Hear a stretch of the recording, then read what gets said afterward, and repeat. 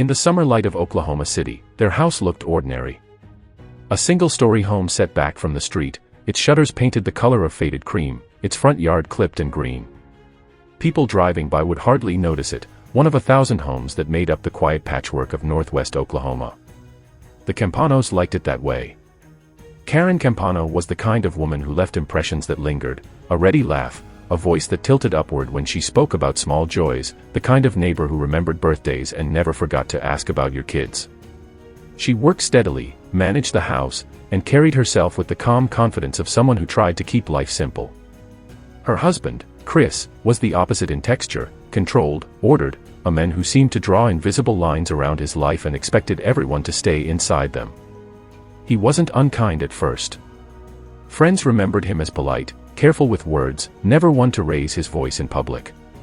To outsiders, they looked balanced, Caren the warmth, Chris the discipline. But those who saw them up close began to notice a quiet erosion. It started with how she spoke about him.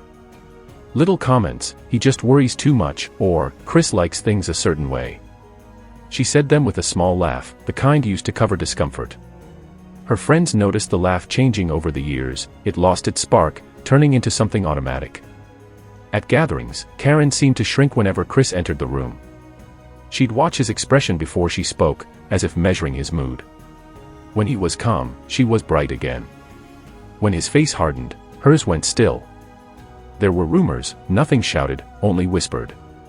That he didn't like her spending time alone.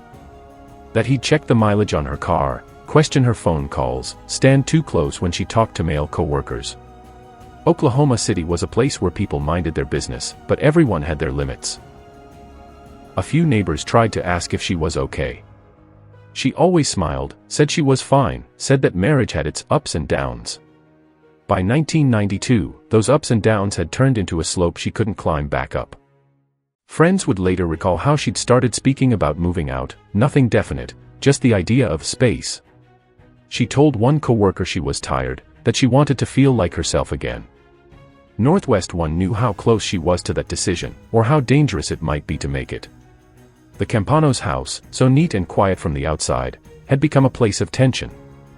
Late at night, a few neighbors would hear muffled arguments, the thud of a slammed door, footsteps pacing. One described it as a sound that never went anywhere, no yelling, no obvious violence, just long silences that followed something heavy. Caren kept trying to keep the peace. She still went to work, still made small talk, still kept her life looking normal. But beneath that normalcy, there was fear. Her mother remembered their last phone call.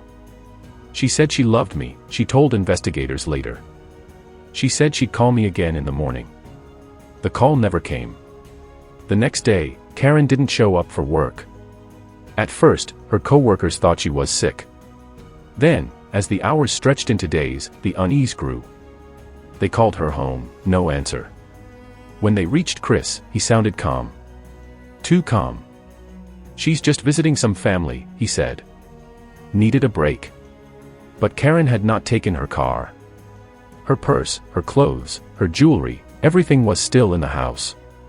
Her best friend went to the front door one evening and knocked until her knuckles hurt. The porch light was on, but no one answered.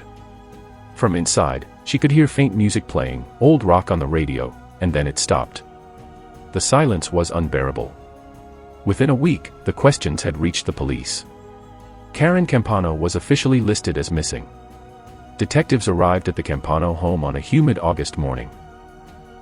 Chris greeted them politely, as if the situation were an inconvenience rather than an emergency. He offered them coffee, answered questions in clipped sentences. He said Caren had been stressed and had left after an argument. She'll be back, he insisted. But the detectives noticed things, small, sharp things that stuck in their minds. The carpets were spotless. The entire house smelled faintly of cleaning chemicals. A bottle of bleach sat on the counter, half empty. One detective noted that Chris seemed overly helpful, almost rehearsed, leading them from room to room, pointing out nothing in particular. There were no signs of struggle, no overturned furniture, no obvious blood. Still, something about the stillness felt wrong. After they left, one of the detectives turned to the other and said quietly, "He's cleaned it. You can feel it." Weeks passed. Karen's face appeared on missing person posters. Her family left messages that went unanswered. Chris's story never changed. She had gone away, needed time, maybe with a friend. He even seemed to move on with his life. He went back to work. He mowed the lawn. He told neighbors that Caren might not come back. People change, he said. Behind the scenes, detectives kept circling the case. They spoke to co-workers, friends, relatives. Everyone said the same thing: Caren wasn't the type to disappear. The Oklahoma City Police Department decided to take a deeper look. When they returned to the Campano house, they brought a warrant. Chris stood in the doorway, pale but composed. The search team went methodically, room by room, inch by inch. They lifted cushions, checked closets, inspected drains. They found nothing conclusive. Then one officer bent down and noticed a patch of carpet in the bedroom that looked newer than the rest, slightly different fibers, barely noticeable. He ran his hand across it and felt where the seam had been glued. "Did you replace this section?" the officer asked. Chris hesitated. "We spilled wine," he said finally. "It stained." The explanation sounded rehearsed, but the officers noted it and moved on. Without a body, without visible evidence, they couldn't press further. The case stalled again. But Detective Dennis Smith couldn't let it go. He'd worked homicide long enough to know when a story didn't fit. He revisited the evidence file late into the night, reading and rereading statements, comparing timelines. Caren had vanished completely, no credit card use, no calls, no sightings. That kind of disappearance was never voluntary. He decided to look at the house again, this time with a new forensic approach that was just beginning to be used more widely: luminol. The chemical could reveal traces of blood invisible to the naked eye. Even if the surface had been cleaned, the reaction with hemoglobin would cause it to glow a faint blue under low light. It was a gamble. Luminol was sensitive, but false positives could happen. Still, Smith felt the house itself was hiding something. When the test team arrived one evening, Chris was ordered to leave. The house was darkened, the windows covered. The technicians began spraying the fine mist of luminol across the bedroom floor. At first, there was nothing. Then, slowly, a faint bluish light began to emerge, tiny dots at first, then larger patches. Within minutes, the entire floor glowed. The baseboards. The doorway. Even the underside of the bed frame. The chemical reaction formed a map, a constellation of what had once been invisible.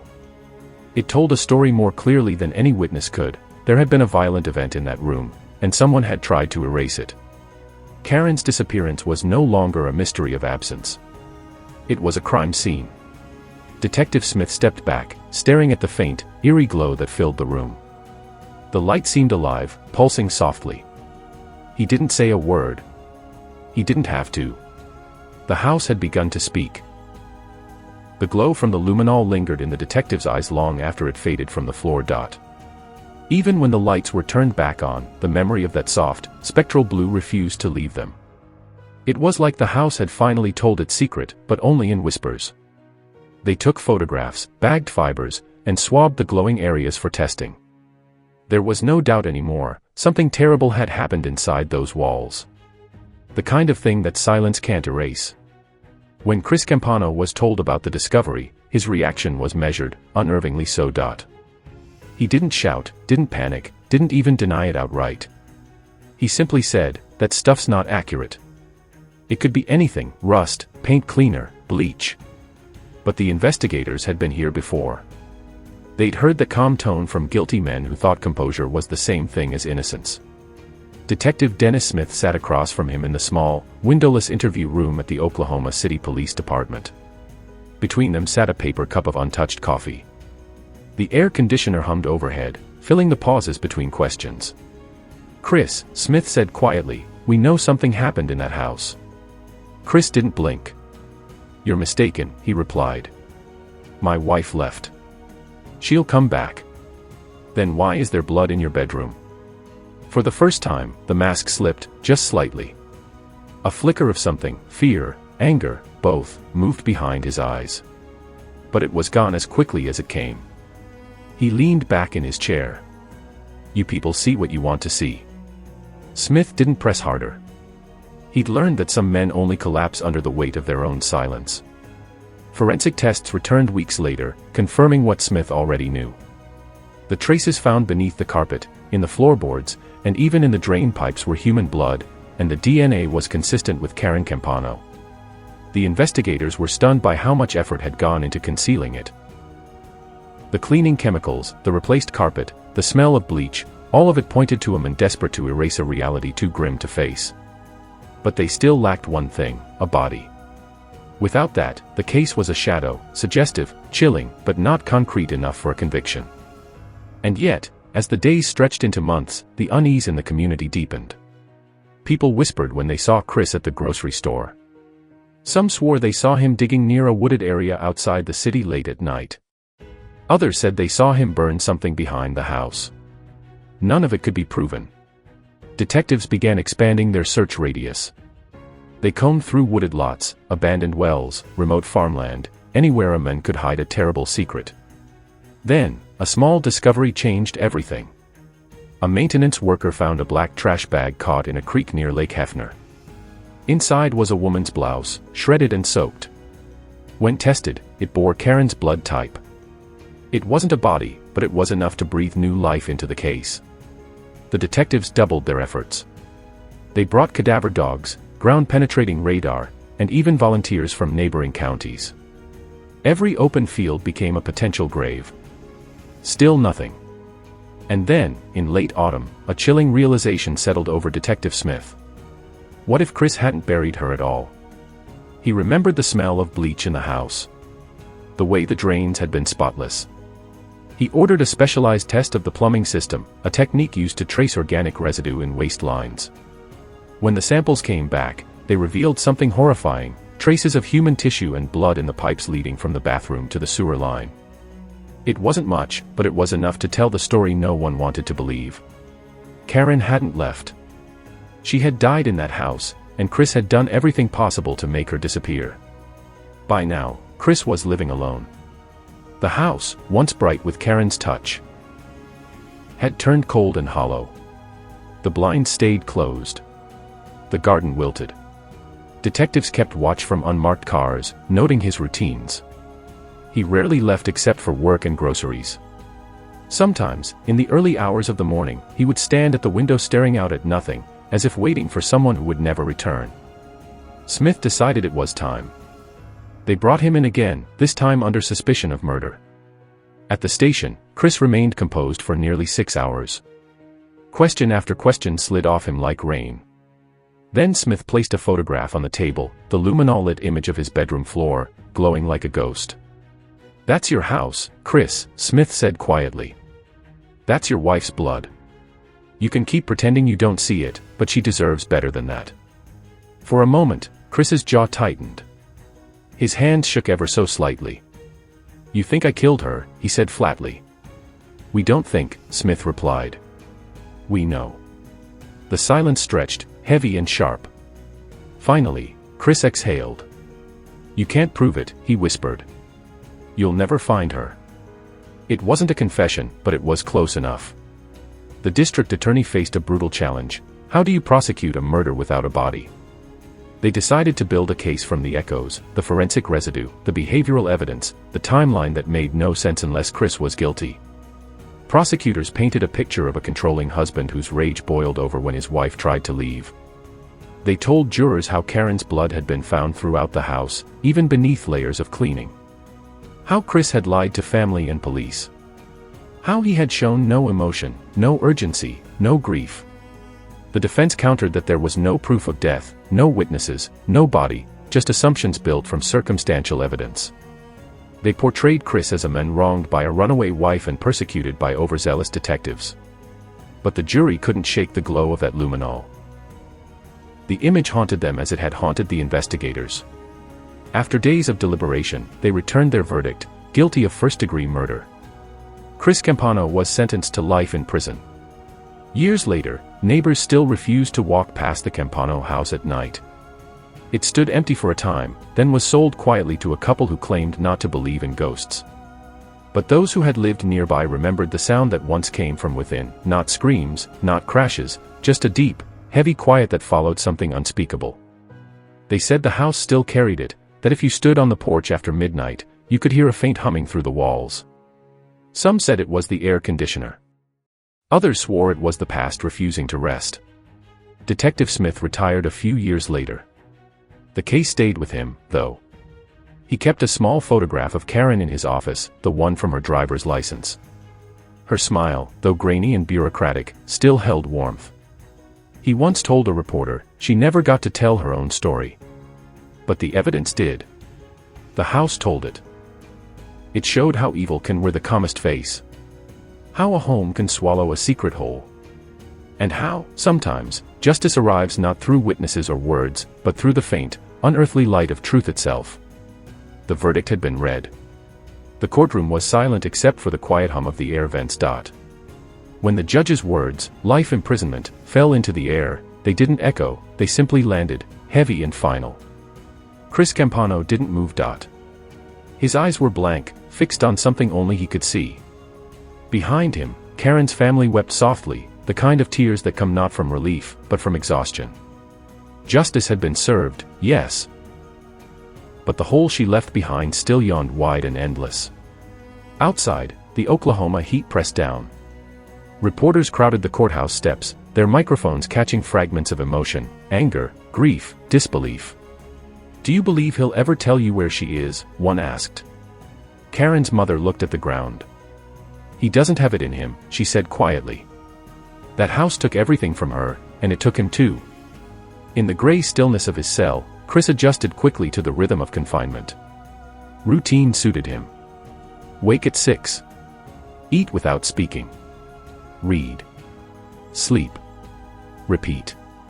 Other inmates said he was distant, neither violent nor kind, simply absent. He never spoke about his wife, never about his trial. When asked why he was there, he would mutter, because they needed someone to blame. But sometimes, late at night, the guards heard him talking to himself, softly, rhythmically. They could never make out the words. It was as if he were reciting something only he could hear. He filed appeal after appeal, each one denied. Every time, the court reaffirmed his guilt, citing the mountain of forensic evidence and the undeniable pattern of control and deceit that had defined his marriage. The world outside moved on. Technology advanced. People forgot.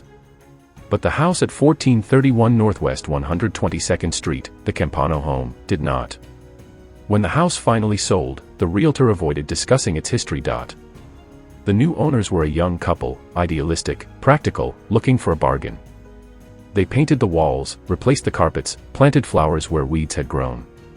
But they couldn't shake the feeling that the house had a pulse of its own. At night, doors creaked open on their own. Once, the wife swore she heard faint crying from the master bedroom. Another time, their dog refused to go down the hallway, growling at something unseen. It wasn't haunted in the supernatural sense, it was haunted by memory. Every sound, every draft carried an echo of what had happened there. The walls she now called home had once glowed under luminol, bright with invisible truth. She told her husband she couldn't sleep there anymore. They moved out 2 months later. The house went back on the market, again and again. Each time it sold, the story followed. Each time, it was retold in whispers, in lowered voices. Long after Caren Campano's conviction, investigators and scientists still spoke of the case with a kind of reverence. It wasn't the brutality that stayed with them, it was the precision. Forensic experts began teaching the Campano method in police academies, how to use luminol to reconstruct events even after a crime scene has been meticulously cleaned. The case became a lesson in persistence, how evidence, no matter how deeply buried, still speaks. Detective Dennis Smith, now retired, was often invited to guest lecture at forensic conferences. He never brought slides of the crime scene. He said the images weren't the point. Instead, he told stories about the smell of bleach, the silence of guilt, the way evil sometimes hides behind neat lawns and polite smiles. "You'll see worse cases," he would tell young detectives. But remember this one. Remember how the truth glowed, even when someone tried to wash it away. Years later, in 2014, Caren Campano gave a rare interview from prison. He looked older, his hair grayer, his eyes dull but still calculating. When asked directly if he killed Caren, he smiled faintly. People believe what they want, he said. She's gone. That's all that matters now. The interviewer pressed, asking if he felt remorse. Remorse for what, he said. For cleaning my own house. Viewers described it as the coldest thing they'd ever seen. One former detective said afterward, "That was the moment I realized he'd never tell us where she was. He took her, and then he buried the truth inside himself." Caren's case became more than just a murder, it became a mirror. A story about what happens when one person's need for control consumes another's right to exist. Please like and subscribe for more true crime stories.